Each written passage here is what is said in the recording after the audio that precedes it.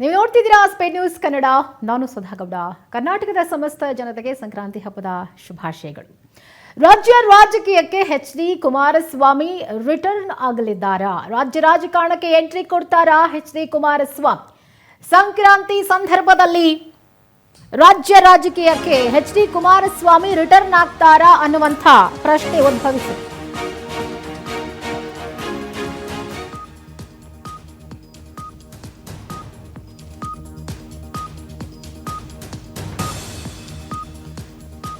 ರಾಜ್ಯ ರಾಜಕಾರಣಕ್ಕೆ ಕುಮಾರಸ್ವಾಮಿ ಎಂಟ್ರಿ ಕೊಡ್ತಾರಾ? ಸ್ಟೇಟ್ ಪಾಲಿಟಿಕ್ಸ್ಗೆ ಮರಳು ಬಗ್ಗೆ ಸೂಚನೆ ಕೊಟ್ರ ಎಚ್.ಡಿ. ಕುಮಾರಸ್ವಾಮಿ. ಕೇಂದ್ರ ಸಚಿವರು ಇಷ್ಟು ದಿನ ಮೈತ್ರಿಯಲ್ಲಿ ಸಚಿವರಾಗಿದ್ರು ಕುಮಾರಸ್ವಾಮಿ. ಅಧಿಕೃತವಾಗಿ ರೀ ಎಂಟ್ರಿ ಬಗ್ಗೆ ದಳಪತಿ ಮಾತನಾಡಿದ್ದಾರೆ. ರಾಜ್ಯ ರಾಜಕೀಯಕ್ಕೆ ಎಚ್.ಡಿ. ಕುಮಾರಸ್ವಾಮಿ ರಿಟರ್ನ್ ಆಗ್ತಾರಾ ಅನ್ನುವಂಥ ಪ್ರಶ್ನೆ ಎದ್ದಿರುವ ಈ ಸಂದರ್ಭದಲ್ಲಿ ರಾಜ್ಯ ರಾಜಕಾರಣಕ್ಕೆ ಎಂಟ್ರಿ ಕೊಡುವಂತ ಮಾತನಾಡಿದ್ದಾರೆ ಕೇಂದ್ರ ಸಚಿವ ಎಚ್.ಡಿ. ಕುಮಾರಸ್ವಾಮಿ. ಸ್ಟೇಟ್ ಪಾಲಿಟಿಕ್ಸ್ಗೆ ಮರಳಿ ಬರೋ ಸೂಚನೆ ಏನಾದರೂ ಕೊಟ್ಬಿಟ್ರಾ? ಮತ್ತೆ ರಾಜ್ಯ ರಾಜಕಾರಣಕ್ಕೆ ಮರಳಿ ಬರ್ತಾರಾ?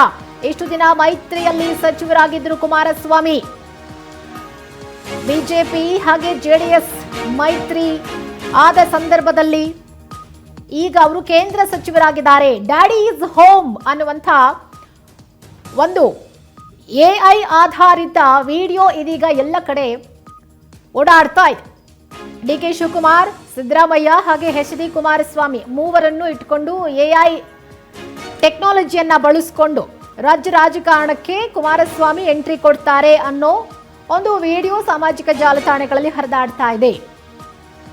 ಈ ಸಂದರ್ಭದಲ್ಲಿ ಅಧಿಕೃತವಾಗಿ ರೀ ಎಂಟ್ರಿ ಕೊಡ್ತಾರಾ ದಳಪತಿ ಅನ್ನೋದ್ರ ಬಗ್ಗೆ ಪ್ರಶ್ನೆಗಳು ಎದ್ದಿದೆ. ಅದರ ಬಗ್ಗೆ ಮಾತನಾಡಿದ್ದಾರೆ ದಳಪತಿ ಕುಮಾರಸ್ವಾಮಿ. ಅಧಿಕೃತವಾಗಿ ರೀ ಎಂಟ್ರಿ ಬಗ್ಗೆ ಈಗ ಅವರು ಕೇಂದ್ರ ಸಚಿವರು. ಹಾಗಿದ್ರೆ ರಾಜ್ಯ ರಾಜಕಾರಣಕ್ಕೆ ಯಾವಾಗ ಬರ್ತಾರೆ? ಮತ್ತೆ ಸಿಎಂ ಆಗಬೇಕು ಅನ್ನುವಂಥ ಕನಸು ಕುಮಾರಸ್ವಾಮಿ ಅವರ ಒಳಗಿದೆ. ಕಾರಣ, ಜನರಿಗಾಗಿ ನಾನು ಮತ್ತೆ ಸಿಎಂ ಆಗಬೇಕು ಅನ್ನುವಂಥ ಮಾತನ್ನ ಅವರೇ ಹೇಳಿದ್ರು. ಹೀಗಾಗಿ ರಾಜ್ಯ ರಾಜಕಾರಣಕ್ಕೆ ದಳಪತಿ ವಾಪಸ್ ಬರ್ತಾರಾ? ಯಾವ ಸಂದರ್ಭದಲ್ಲಿ ಬರ್ತಾರೆ ವಾಪಸ್? Daddy is home AI video full viral ಆಗ್ಬಿಟ್ಟಿದೆ. ಆ ವಿಡಿಯೋ ನೋಡ್ತಾ ಇದ್ದಂತೆ ಅರ್ಥ ಆಗುತ್ತೆ ನಮಗೆ, ಎಲ್ಲೋ ಒಂದ್ ಕಡೆ ಕೇಂದ್ರ ಸಚಿವ ಎಚ್.ಡಿ. ಕುಮಾರಸ್ವಾಮಿ ರಾಜ್ಯ ರಾಜಕಾರಣಕ್ಕೆ ವಾಪಸ್ ಬರ್ತಾರೆ ಎನ್ನುವಂತ ಸುಳಿವು ಆ ಒಂದು ವಿಡಿಯೋದಲ್ಲಿದೆ. ರಾಜಕೀಯದಿಂದ ಹಿಂದೆ ಸರಿಯಲ್ಲ ಎಂಬ ಸಂದೇಶ ಕೂಡ ಇದೆ. Daddy is home re entry ಕೊಡ್ತಾರಾ ಎಚ್.ಡಿ. ಕುಮಾರಸ್ವಾಮಿ? ರಾಜಕೀಯದಿಂದ ಯಾವುದೇ ಕಾರಣಕ್ಕೂ ಹಿಂದೆ ಸರಿಯಲ್ಲ ಅನ್ನುವಂಥ ಒಂದು ಸಂದೇಶ ಕೂಡ ಇರುವಂಥದ್ದು. Daddy is home re entry ಕೊಡ್ತಾರಾ HD. Kumaraswamy? Toxic cinema release ಆದ್ಮೇಲೆ ಆ ಒಂದು ಟೀಸರ್, ಟಾಕ್ಸಿಕ್ ಸಿನಿಮಾದ ಟೀಸರ್ ರಿಲೀಸ್ ಆದ್ಮೇಲೆ ಅದೇ ರೀತಿಯಾದಂಥ ಥೀಮ್ ಅನ್ನ ಇಟ್ಕೊಂಡು ಸಾಮಾಜಿಕ ಜಾಲತಾಣಗಳಲ್ಲಿ ಒಂದು ಎಐ ವಿಡಿಯೋ ರೆಡಿ ಮಾಡಿ ಅದನ್ನು ಹರಿಬಿಟ್ಟಿದ್ದಾರೆ. ರಾಜ್ಯ ರಾಜಕಾರಣಕ್ಕೆ ಸಂಬಂಧಪಟ್ಟಂತೆ ಕುಮಾರಸ್ವಾಮಿ ಮತ್ತೆ ವಾಪಸ್ ಆಗ್ತಾರಾ ಅನ್ನೋದ್ರ ಕುರಿತಾಗಿ. ಅದರಲ್ಲಿ ಡಿ.ಕೆ. ಶಿವಕುಮಾರ್ ಅವರಿದ್ದಾರೆ, ಸಿಎಂ ಸಿದ್ದರಾಮಯ್ಯನವರಿದ್ದಾರೆ. ಸೇಮ್ ಟಾಕ್ಸಿಕ್ ಟೀಸರ್ ಯಾವ ರೀತಿಯಾಗಿದೆ ಅದೇ ರೀತಿಯಾಗಿ ಆ ಒಂದು ಎಐ ವಿಡಿಯೋ ಇರುವಂಥದ್ದು ಬಹಳಷ್ಟು ಕುತೂಹಲವನ್ನ, ಆಶ್ಚರ್ಯವನ್ನ ಕೂಡ ಉಂಟು ಮಾಡಿತು ಈ ಒಂದು ವಿಡಿಯೋ ರಿಲೀಸ್ ಆದಾಗ. We want to loot this state peacefully. Do you think he'll return to state politics? I don't think so.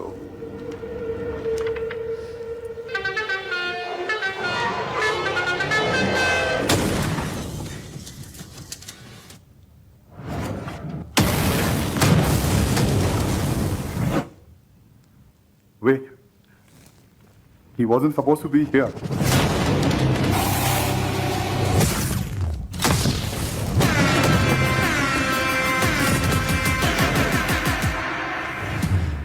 Daddy is home.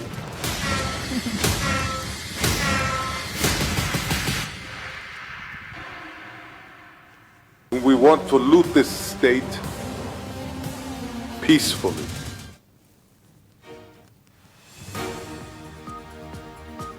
Sankranti ದಿನ ಪಥ ಬದಲಿಸುವ ಸೂಚನೆ ಕೊಟ್ಟಿದ್ದಾರೆ ಎಚ್.ಡಿ. ಕುಮಾರಸ್ವಾಮಿ.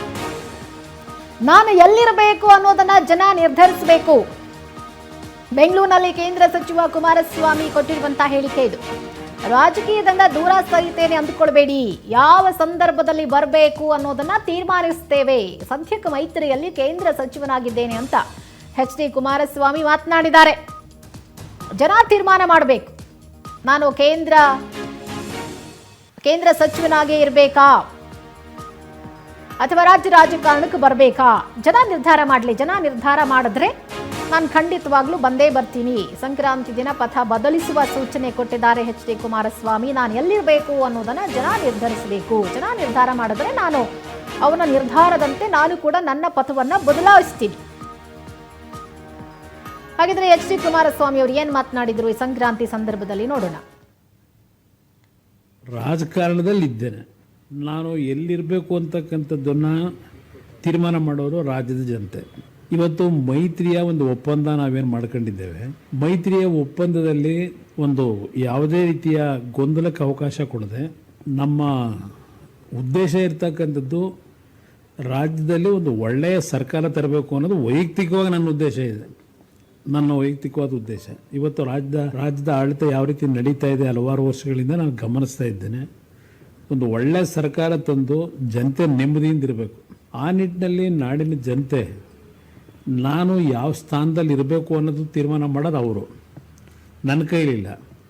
ಆದರೆ ರಾಜ್ಯದ ರಾಜಕಾರಣದಿಂದ ನಾನು ದೂರ ಸರಿತೀನಿ ಅಂತಕ್ಕಂಥದ್ದು ಯಾರಾದರೂ ತಿಳ್ಕೊಂಡಿದ್ರೆ ದೂರ ಸರಿಯತಕ್ಕಂಥ ಪ್ರಶ್ನೆ ಇಲ್ಲ. ರಾಜ್ಯದ ರಾಜಕಾರಣದಲ್ಲೂ ಇರ್ತೀನಿ. ಕೇಂದ್ರದಲ್ಲಿ ಗೌರವಾನ್ವಿತ ಪ್ರಧಾನಮಂತ್ರಿಗಳು ಏನೊಂದು ಹುದ್ದೆ ಕೊಟ್ಟಿದ್ದಾರೆ. ಆ ಎರಡು ಇಲಾಖೆಯಲ್ಲಿ ದೇಶದಲ್ಲಿ ಪ್ರಾಮಾಣಿಕವಾಗಿ ನನ್ನ ಕೈಲಿದ ಮಟ್ಟಿಗೆ ಆ ಎರಡು ಇಲಾಖೆಯಿಂದ ಒಳ್ಳೆಯ ಉತ್ತಮವಂಥ ಕೆಲಸಗಳನ್ನು ಮಾಡಲಿಕ್ಕೆ ಈಗಾಗಲೇ ಒಂದು ಫೌಂಡೇಶನ್ ಏನು ಹಾಕಿದ್ದೇನೆ. ಆ ಕೆಲಸದಲ್ಲಿ ಯಶಸ್ಸನ್ನು ಕಾಣಬೇಕು ಅನ್ನೋದು ಒಂದು ಭಾಗ. ರಾಜ್ಯದ ರಾಜಕಾರಣಕ್ಕೆ ಯಾವ ಸಮಯಕ್ಕೆ ಬರಬೇಕು ತೀರ್ಮಾನ ಬರಲೇಬೇಕಾಗತ್ತಲ್ಲ. ನಾನು ಬೆಂಗಳೂರಿನಲ್ಲಿ ಕೇಂದ್ರ ಸಚಿವ ಕುಮಾರಸ್ವಾಮಿ ಹೇಳಿಕೆ ಕೊಟ್ಟಿರೋ ಪ್ರಕಾರ ನಾನು ಎಲ್ಲಿರಬೇಕು ಅನ್ನೋದನ್ನ ಜನ ನಿರ್ಧಾರ ಮಾಡಬೇಕು. ಕೊನೆ ಪಕ್ಷ ನಾನು ಎಲ್ಲೇ ಇದ್ರೂ ರಾಜಕಾರಣಕ್ಕೆ ಮರಳಲೇಬೇಕು. ಬಟ್ ಸಂದರ್ಭ ಯಾವುದು, ಯಾವ ಸಂದರ್ಭದಲ್ಲಿ ಬರಬೇಕು, ಜನ ಏನು ನಿರ್ಧಾರ ಮಾಡ್ತಾರೆ ಅನ್ನೋದಕ್ಕೋಸ್ಕರ ನಾನು ಕಾಯ್ತಾ ಇದ್ದೀನಿ ಅಂತ ಎಚ್ ಡಿ ಕುಮಾರಸ್ವಾಮಿ ಅವರು ಈ ಸಂದರ್ಭದಲ್ಲಿ ಹೇಳಿದ್ದಾರೆ. ಈ ಬಗ್ಗೆ ಮತ್ತಷ್ಟು ಡೀಟೇಲ್ಸ್ ಕೊಡ್ತಾರೆ ನಮ್ಮ reporter Joel.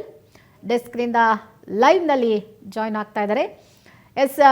Joel, toxic teaser release ಆದಮೇಲೆ ಒಂದು ದೊಡ್ಡ ಮಟ್ಟದ ಕುತೂಹಲ ಹುಟ್ಕೊಳ್ತು. ಅದನ್ನೇ ಥೀಮ್ ಆಗಿಟ್ಕೊಂಡು ರಾಜ್ಯ ರಾಜಕಾರಣಕ್ಕೆ ಅದನ್ನ ಒಂದು ರೀತಿ ಮ್ಯಾಚ್ ಮಾಡೋ ರೀತಿ ಡಿ ಕೆ ಶಿವಕುಮಾರ್ ನಮ್ಮ ಯಾರು DCM ಡಿ ಕೆ ಶಿವಕುಮಾರ್ ಹಾಗೆ ಸಿದ್ದರಾಮಯ್ಯನವರು ಕುಮಾರಸ್ವಾಮಿ ಅವ್ರನ್ನ ಇಟ್ಕೊಂಡು ಕೇಂದ್ರ ರಾಜಕಾರಣದಲ್ಲಿರುವಂಥ ಕುಮಾರಸ್ವಾಮಿಯವರು ರಾಜಕಾರಣಕ್ಕೆ ಮತ್ತೆ ವಾಪಸ್ ಬರ್ತಾರಾ ಅನ್ನುವಂಥ ಒಂದು ಸುಳಿವನ್ನು ಆ ವಿಡಿಯೋ ಮೂಲಕ ಕೊಟ್ಟಿದ್ದಾರೆ. ಸೊ ಒಂದು ರೀತಿ ಕುತೂಹಲಕಾರಿಯಾಗಿದೆ ಕುಮಾರಸ್ವಾಮಿಯವರ ಈ ಒಂದು ವಿಡಿಯೋ. ಸೊ ಸದ್ಯಕ್ಕೆ ಅದಕ್ಕೆ ಹೊಂದಿಕೆ ಆಗುವಂತೆ ಈಗ ಕುಮಾರಸ್ವಾಮಿಯವರು ಕೂಡ ಮಾತನಾಡಿದ್ದಾರೆ. ಅವರ ಮಾತು ಏನು ಸೂಚಿಸ್ತಾ ಇದೆ, ಮರಳಿ ವಾಪಸ್ ಬರ್ತಾರಾ ರಾಜಕಾರಣಕ್ಕೆ ಅಂತ ಹೇಳಿ?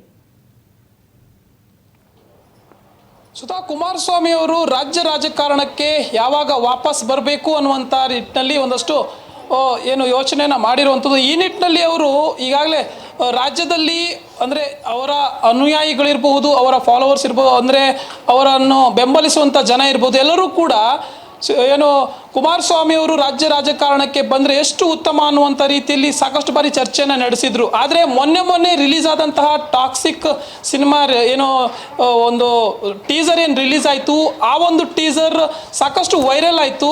ಅದರ ಬೆನ್ನಲ್ಲೇ ಅದೇ ಒಂದು ಟೀಸರನ್ನು ಇಟ್ಕೊಂಡು AI ವಿಡಿಯೋ ಮುಖಾಂತರ ಕುಮಾರಸ್ವಾಮಿ ಅವರು ರಾಜ್ಯ ರಾಜಕಾರಣಕ್ಕೆ ವಾಪಸ್ ಬರ್ತಾರೆ ಅನ್ನುವಂಥ ರೀತಿಯಲ್ಲಿ ಡ್ಯಾಡಿ ಈಸ್ ಹೋಮ್ ಅನ್ನುವಂಥ ರೀತಿಯಲ್ಲಿ ಆ ಒಂದು AI ಒಂದು ವಿಡಿಯೋ ನಿರ್ಮಾಣ ಆಯಿತು. ಅದು ಸಾಕಷ್ಟು ವೈರಲ್ ಆಯಿತು. ರಾಜ್ಯ ರಾಜಕಾರಣದಲ್ಲಿ ಒಂದು ರೀತಿಯಾದಂಥ ಸಂಚಲನವನ್ನು ಸೃಷ್ಟಿ ಮಾಡಿತು. ಇದರ ಬೆನ್ನಲ್ಲೇ ಇದೀಗ ಏನು ಎಚ್ ಡಿ ಕುಮಾರಸ್ವಾಮಿ ಅವರು ಒಂದು ಸ್ಟೇಟ್ಮೆಂಟನ್ನು ನೀಡಿರುವಂಥದ್ದು. ರಾಜ್ಯ ರಾಜಕಾರಣಕ್ಕೆ ಯಾವಾಗ ಬರಬೇಕು ಅನ್ನುವಂಥ ಒಂದು ಯೋಚನೆಯನ್ನು ಯಾವಾಗ ಮಾಡಬೇಕು ಅನ್ನೋದನ್ನು ಜನ ನಿರ್ಧಾರ ಮಾಡ್ತಾರೆ. ಆ ನಿಟ್ಟಿನಲ್ಲಿ ಒಂದು ಸೂಚನೆಯನ್ನು ನೀಡಿದ್ದಾರೆ ಯಾವಾಗ ಬರಬೇಕು ಅನ್ನುವಂಥ ನಿಟ್ಟಿನಲ್ಲಿ. ಈಗಾಗಲೇ ಲೋಕಸಭಾ ಚುನಾವಣೆಯಲ್ಲಿ ಅವರು ಗೆದ್ದು ಸಂಸದರಾಗಿ ಕೇಂದ್ರ ಸಚಿವರಾಗಿ ಕೇಂದ್ರದಲ್ಲಿ ಇದ್ದಾರೆ. ಸೊ ಆ ನಿಟ್ಟಿನಲ್ಲಿ ರಾಜ್ಯ ರಾಜಕಾರಣಕ್ಕೆ ವಾಪಸ್ ಆದರೆ ಈ ಒಂದು BJP JDS ಮೈತ್ರಿ ಏನಿದೆ ಇದಕ್ಕೆ ನಿಜಕ್ಕೂ ಕೂಡ ಒಂದು ರೀತಿಯಾದಂಥ ಬಲ ನಿಜಕ್ಕೂ ಕೂಡ ಸಿಗುತ್ತೆ. ಆ ನಿಟ್ಟಿನಲ್ಲಿ ಕುಮಾರಸ್ವಾಮಿ ಅವರು ಇತ್ತೀಚೆಗೆ ಏನು JP ಭವನ JDS ಕೇಂದ್ರ ಕಚೇರಿಯಲ್ಲಿ ಒಂದು ಪತ್ರಿಕಾಗೋಷ್ಠಿಯನ್ನು ಹಮ್ಮಿಕೊಳ್ತಾರೆ. ಉದ್ದೇಶ ಬಳ್ಳಾರಿಯಲ್ಲಿ ನಡೆದಂತಹ ಗಲಭೆ ಅಥವಾ ಗಲಾಟೆ ವಿಚಾರ. ಈ ಒಂದು ಸಂದರ್ಭದಲ್ಲಿ ಅವರು ಮಾತನಾಡಿದಂತಹ ಮಾತುಗಳು, ಅವರು ಒಂದು ಏನು ಸುದ್ದಿಗೋಷ್ಠಿಯನ್ನು ಏನು ನಡೆಸ್ತಾರೆ ಇದು ಇಂಪ್ಯಾಕ್ಟ್ ಆಗುತ್ತೆ. ಅದರ ಬೆನ್ನಲ್ಲೇ BJP JDS ಇಬ್ಬರು ಮೈತ್ರಿ ಒಂದು ಸುದ್ದಿಗೋಷ್ಠಿಯನ್ನು ನಡೆಸ್ತಾರೆ. ಇದು ಕೂಡ ಸಾಕಷ್ಟು ಇಂಪ್ಯಾಕ್ಟ್ ಆಗುತ್ತೆ.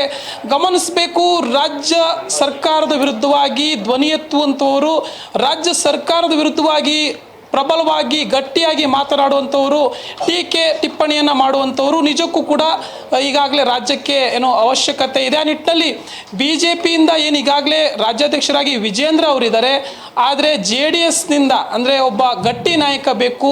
ನಿಖಿಲ್ ಕುಮಾರಸ್ವಾಮಿ ಅವರು ಪಕ್ಷ ಸಂಘಟನೆಯಲ್ಲಿ ಇದ್ದಾರೆ, ಆದರೂ ಕೂಡ ರಾಜ್ಯ ಸರ್ಕಾರದ ವಿರುದ್ಧವಾಗಿ ಧ್ವನಿ ಎತ್ತಬೇಕು ಅಂತಂದರೆ ಅಂತಹ ಒಬ್ಬ ಮಹಾನ್ ನಾಯಕನೇ ಬೇಕಾಗ್ತಾರೆ. ಸೊ ಕೇಂದ್ರ ಸಚಿವರಾಗಿರುವಂತಹ HD ಕುಮಾರಸ್ವಾಮಿ ಅವರು ರಾಜ್ಯ ರಾಜಕಾರಣಕ್ಕೆ ಏನಾದರೂ ಎಂಟ್ರಿ ಆದರೆ ನಿಜಕ್ಕೂ ಕೂಡ ಕಾಂಗ್ರೆಸ್ ಸರ್ಕಾರಕ್ಕೆ ಕೆಲವೊಂದು ಕಡೆ ಬಿಸಿ ತಟ್ಟುತ್ತೆ. ಆ ನಿಟ್ಟಿನಲ್ಲಿ HD ಕುಮಾರಸ್ವಾಮಿ ಅವರು ರಾಜ್ಯ ರಾಜಕಾರಣಕ್ಕೆ ಮರಳುವಂಥ ಸೂಚನೆಯನ್ನು ನೀಡಿದ್ದಾರೆ. ಸುಧಾ. ಎಸ್ ಜೋಯಲ್, ಈಗ HD ಕುಮಾರಸ್ವಾಮಿ ಅವರು ರಾಜ್ಯ ರಾಜಕಾರಣಕ್ಕೆ ಮರಳಿ ಬರ್ತಾರೆ ಅನ್ನೋದೇ ಆದರೆ 2028ಕ್ಕೆ ಪುನಃ ಮೈತ್ರಿ ಪಕ್ಷದಿಂದಲೇ ಅವರು ಬಹುಶಃ ಕಂಟೆಸ್ಟೆಂಟ್ ಮಾಡಬೇಕು ಅನ್ಸುತ್ತೆ. ಕಂಟೆಸ್ಟ್ ಮಾಡಿದ್ರೆ ಬಹುಶಃ ಅವ್ರ ಆಸೆ ಇರೋದು CM ಆಗಬೇಕು ಅನ್ನುವಂಥದ್ದು. ಬಹುಶಃ ಮೈತ್ರಿಯಿಂದಲೇ ಅದು ಮುಂದುವರಿಯುತ್ತಾ ಅಂತ? ಖಂಡಿತವಾಗ್ಲೂ ಈಗ ಏನು ನಾವು ಗಮನಿಸ್ತಾ ಇದ್ದೀವಿ, ಈ ಒಂದು ಮೈತ್ರಿ ಮುಂದುವರೆದಲ್ಲಿ ನಿಜಕ್ಕೂ ಕೂಡ ಕಾಂಗ್ರೆಸ್ಗೆ ಇದು ಒಂಥರ ಪೆಟ್ಟು ಬೀಳಲಿದೆ ಮುಂದಿನ ವಿಧಾನಸಭಾ ಚುನಾವಣೆಯಲ್ಲಿ.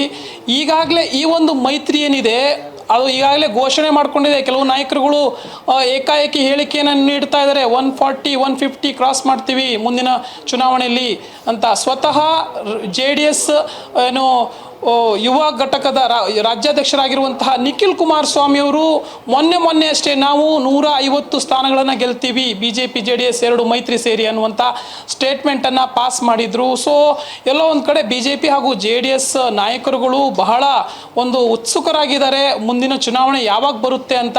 ಸೊ ಈಗೇನಾದರೂ ಚುನಾವಣೆ ನಡೆದರೂ ಕೂಡ ನಾವು 150 ಸೀಟ್ಗಳನ್ನು ಗೆಲ್ತೀವಿ ಅನ್ನುವಂಥ ಆತ್ಮವಿಶ್ವಾಸವನ್ನು ವ್ಯಕ್ತಪಡಿಸ್ತಾ ಇದ್ದಾರೆ. ಬಹಳ ಕ್ಲಿಯರ್ ಕಟ್ಟಾಗಿ ಇಲ್ಲಿ ಹೇಳ್ಬೋದು, ಈ ಒಂದು ಏನು ಮೈತ್ರಿ ಏನಿದೆ ನಾವು ಹೀಗೆ ಸಾಗಿದ್ರೆ ನಿಜಕ್ಕೂ ಕೂಡ ಕಾಂಗ್ರೆಸ್ಸನ್ನು ಬಗ್ಗು ಪಡಿಬಹುದು, ಹಾಗೆಯೇ 150 ಹತ್ತತ್ರ ಒಂದು ಸ್ಥಾನಗಳನ್ನು ಗೆಲ್ಬೋದು. ಆ ನಿಟ್ಟಿನಲ್ಲಿ ಮತ್ತೆ ರಾಜ್ಯ ರಾಜಕಾರಣದ ಚುಕ್ಕಾಣಿಯನ್ನು ಹಿಡಿಬಹುದು, ಮೈತ್ರಿಯಾಗಿ ನಾವು ಇಲ್ಲಿ ಗೆಲುವನ್ನು ಪಡಿಬೋದು ಅನ್ನುವಂಥ ವಿಶ್ವಾಸದಲ್ಲಿ ಎರಡೂ ಪಕ್ಷಗಳು ಕೂಡ ಇವೆ.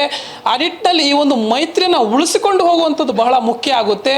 ಕುಮಾರಸ್ವಾಮಿ ಅವರಿಗೆ ಏನಾದರೂ ಮುಖ್ಯಮಂತ್ರಿ ಸ್ಥಾನ ನೀಡಿದರೆ ಈ ಒಂದು ಮೈತ್ರಿ ನಿಜಕ್ಕೂ ಕೂಡ ಪ್ರಬಲವಾಗಿ ಸಾಗುತ್ತೆ ಅನ್ನುವಂಥದ್ದು ಕುಮಾರಸ್ವಾಮಿ ಅವರ ಬೆಂಬಲಿಗರ ಅಥವಾ ಅವರ ಅನುಯಾಯಿಗಳ ಒಂದಷ್ಟು ಅಭಿಪ್ರಾಯ. ಆದರೂ ಕೂಡ ಕುಮಾರಸ್ವಾಮಿ ಅವರಿಗೆ ಇಲ್ಲಿ ಮುಖ್ಯಮಂತ್ರಿ ಸ್ಥಾನ ಕೊಡ್ತಾರೋ ಇಲ್ವೋ ಅನ್ನುವಂಥದ್ದು ಸೆಕೆಂಡ್ರಿ ಪಾರ್ಟ್. ಆದರೂ ಕೂಡ ಕುಮಾರಸ್ವಾಮಿ ಅವರು ಹೇಳಿ ಕೇಳಿ ಏನು ಒಂದು 30-40 ಸೀಟ್ಗಳನ್ನು ಗೆದ್ದುಕೊಂಡಂಥ ಸಂದರ್ಭದಲ್ಲಿ JDS ರಾಜ್ಯ ರಾಜಕಾರಣದಲ್ಲಿ ಮುಖ್ಯಮಂತ್ರಿ ಸ್ಥಾನವನ್ನು ಪಡ್ಕೊಂಡಿರುವಂಥವ್ರು. ಆ ನಿಟ್ಟಿನಲ್ಲಿ ಇದೀಗ ಮೈತ್ರಿಯಲ್ಲಿ ಕೂಡ ಹೋಗ್ತಾ ಇದ್ದಾರೆ ಪ್ರಬಲ ನಾಯಕರು ಕೂಡ.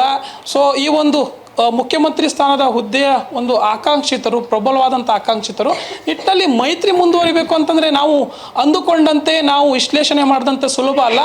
ಎರಡು ಪಕ್ಷಗಳು ಕೂಡ ಸಮನ್ವಯ ರೀತಿಯಲ್ಲಿ ಸಾಗಬೇಕು, ಒಂದು ಅಂಡರ್ಸ್ಟ್ಯಾಂಡಿಂಗಲ್ಲಿ ಸಾಗಬೇಕು. ಅದೆಲ್ಲವೂ ಕೂಡ ಆದಲ್ಲಿ ಮುಂದಿನ ವಿಧಾನಸಭಾ ಚುನಾವಣೆಯಲ್ಲಿ ಎರಡೂ ಪಕ್ಷಗಳು ಉತ್ತಮವಾದಂಥ ಅಂದರೆ ಅದು ಕೂಡ ನಾಯಕರುಗಳ ಮೈತ್ರಿ ಬೇರೆ, ತಳಮಟ್ಟದಲ್ಲಿ ಬೂತ್ ಲೆವೆಲಲ್ಲಿ ಎರಡೂ ಪಕ್ಷದ ಕಾರ್ಯಕರ್ತರು ಉತ್ತಮವಾಗಿ ಏನಾದರೂ ರಣತಂತ್ರವನ್ನು ರೂಪಿಸಿ ಉತ್ತಮವಾಗಿ ಕೆಲಸಗಳನ್ನು ಮಾಡಿದರೆ ನಿಜಕ್ಕೂ ಕೂಡ ಮುಂದೆ ಮತ್ತೆ ಈ ಒಂದು ಮೈತ್ರಿ ಅಧಿಕಾರಕ್ಕೆ ಬರುವಂಥ ಸಾಧ್ಯತೆಗಳಿದೆ. ಆ ನಿಟ್ಟಿನಲ್ಲಿ ಕಾಂಗ್ರೆಸ್ಗೆ ಪ್ರಬಲ ಸ್ಪರ್ಧೆ ನಿಜಕ್ಕೂ ಕೂಡ ಒಡ್ಡುವಂಥ ಎಲ್ಲ ಲಕ್ಷಣಗಳು ಕಾಣಿಸ್ತಾ ಇದೆ. ಥ್ಯಾಂಕ್ ಯು ನಿಮ್ಮೆಲ್ಲ ಡೀಟೇಲ್ಸ್ಗಾಗಿ ಜೋಯಲ್.